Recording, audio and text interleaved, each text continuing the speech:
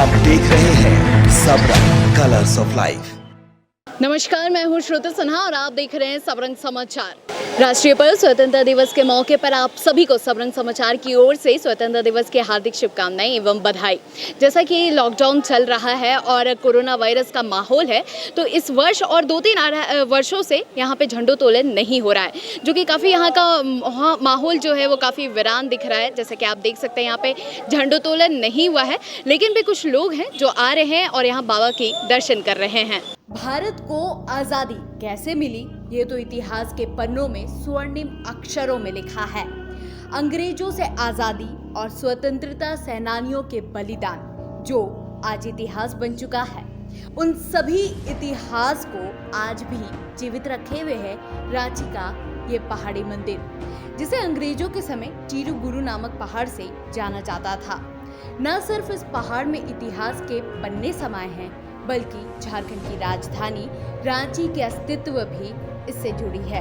468 सीढ़ियां चढ़ने के बाद लोग यहाँ पहाड़ी मंदिर के परिसर में पहुँचते हैं।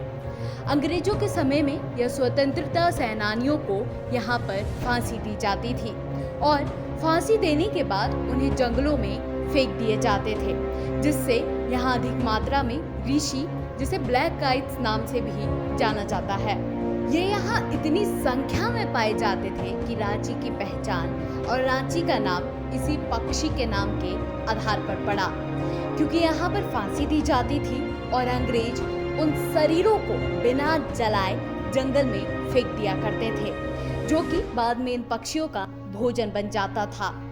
मंदिर परिसर में एक शिला है जिसमें स्वतंत्रता सेनानियों के बारे में लिखा है।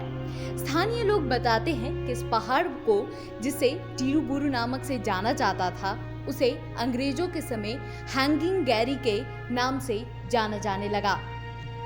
इतने सारे इतिहास समाये पहाड़ी मंदिर को जितनी तरीके से भी देखी जाए उतना ही अनूठा नजर आता है। ये देश का पहला ऐसा मंदिर है जहां राष्ट्रीय ध्वज फहराया जाता है।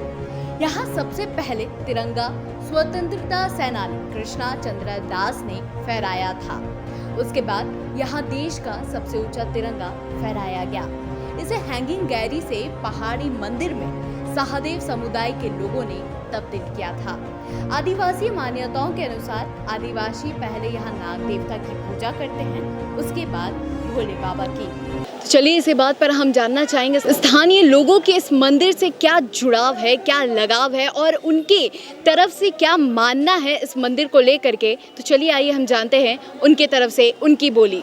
तो इस ऐतिहासिक मंदिर को लेकर के हम कुछ जानकारी लेना चाहेंगे स्थानीय लोगों से। तो आइए रुक करते हैं स्थानीय लोगों की तरफ। जी आंटी जी, आप ये जो दुकान है कब से लगा रही हैं? दुकान बहुत पुराना दुकान है ये मतलब फिर भी कुछ अंदाजा? हाँ, अंदाजा हो गया 25-30 साल से बेसी से लग रहा है। हाँ, तो इस मंदिर को लेकर के क्या धारणा है? यही है कि मंदिर से पुराना मंदिर है, जे मांगता है लो बाल बच्चा नौकरी चाकरी सब होता है, ऐसी मान्यता है। हाँ, ऐसा मंदिर की मान्यता है। आपने कुछ ऐसा मांगा और आपकी इच्छा पूरी हो गई? हाँ हाँ, तब आता है लो अपना मुंडन उंडन कराता है, लो अपना चढ़ावा चढ़ाता है। तो जैसा कि आपने देखा कि हमने स्थानीय लोगों से पूछा, तो उनकी ऐसी मान्यता है कि यहाँ पे जो भी इच्छा हम लेकर के आते हैं वो इच्छा पूरी हो जाती है। आप जैसा कि यहीं पे रहते हैं या फिर आप कहीं बाहर से आए हुए हैं? नहीं, हम लोग स्थानीय लोग ही हैं।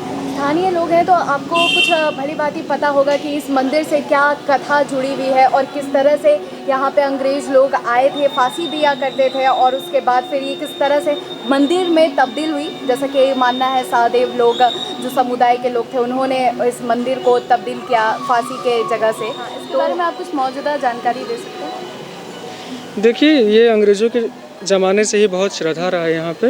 ये बात सही है कि अंग्रेज़ों के टाइम में यहाँ पे जो कैदी लोग हुआ करते थे उन्हें फांसी दिया जाता था, यहाँ के ब्रिगेडियर लोग के अकॉर्डिंग। लेकिन अब धीरे धीरे यहाँ के जो स्थानीय लोग थे, पुराने लोग, यहाँ एक्चुअली इतने बड़े इलाके में एक पहाड़ी था और यहाँ पे एक शिवलिंग निकला हुआ था, उसके हिसाब से फिर यहाँ पे श्रद्धा स्टार्ट हुआ। अंग्रेज के समय से ही था जब वो फांसी देते थे, या फिर इसे कोई समुदाय के द्वारा यहाँ पे स्थापित किया गया? नहीं, ये बहुत पहले से था। अच्छा। उसके बाद फिर लोगों के द्वारा इसे यूनिक तरीके से फिर बनाया गया और एक मंदिर की स्थापना की गई और तब से यहाँ पे लोग श्रद्धालु लोग आने लगे और मतलब ये जगह पूजनीय हो गया, काफ़ी फेमस हो गया। बहुत बहुत शुक्रिया आपका हमारे साथ जुड़ करके हमारे दर्शकों को तमाम जानकारी देने के लिए। लोगों की आस्था और इतिहास समाये हजारों साल से खड़ा ये पहाड़ स्वयं न इतिहास में तब्दील हो जाए, इसके लिए प्रशासन को ध्यान देने की जरूरत है। अपने ऊपर उठाई हजारों बोझ ये पहाड़ रख रखाव के अभाव को साफ बयां करती है। अगली बार हम फिर आपके लिए लेकर आएंगे कुछ रोचक जानकारियां। तब तक के लिए बने रहिए सबरंग समाचार के साथ और जरूरत पड़ने पर ही घर से बाहर निकलिए। जय हिंद।